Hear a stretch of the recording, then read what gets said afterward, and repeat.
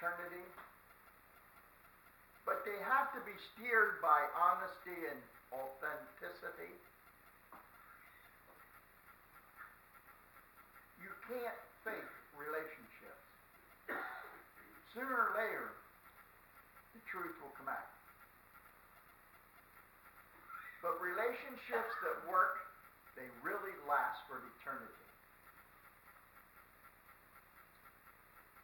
They are maintained by a commitment that lasts for eternity.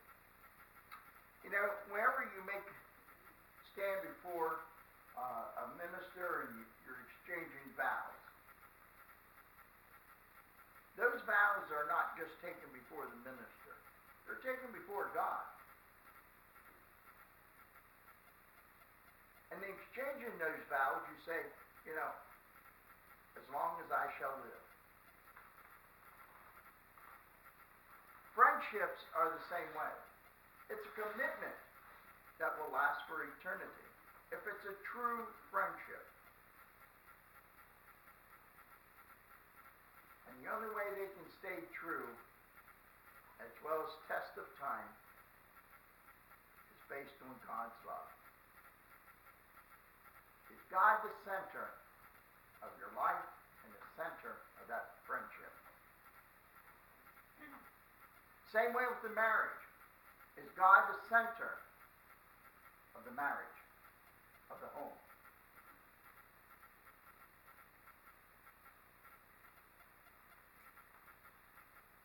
God designed for us to have a relationship with one another. God designed that. You know, if we go into scriptures and really look at the Old Testament and understand the Hebrew community, it was all about the community. It wasn't about individuals. It was about the community. God never really set out as being an individual. Even though he created man first, and then he said, well, he's lonely and he needs some help and, you know, some steering guidance, so he made Eve. Did you ever wonder why God made Eve last? Save the best for last.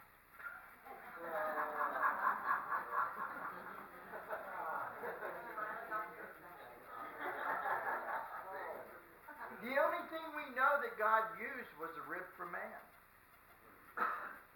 And we don't know what else he used. You know, it reminds me of the story of a guy walking along the beach, and he saw this bottle, and he reached down, he picked up this bottle, and he uncorked it, and out came a genie. And the genie says, you have one wish. And the guy says, well, I'd like to have a bridge from here to Hawaii. And the genie says, you don't know how hard that is. He said, man, you got to cross the ocean, and the ocean's deep, and you got to worry about ships and stuff. He says, I'll tell you what, you can have another one. He said, then I want to know everything about a woman there is to know. Genie says it will be a 4-lane or a 2-lane.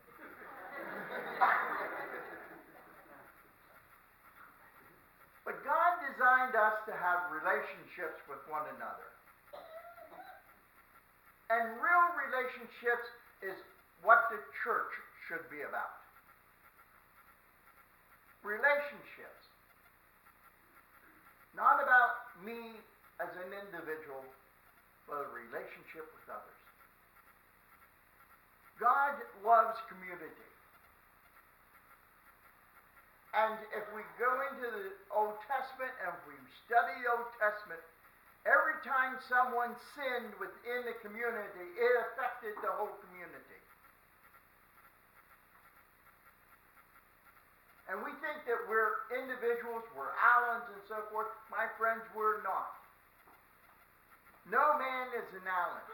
What you do, what you say, will affect the community. Will affect the family. Will affect the church.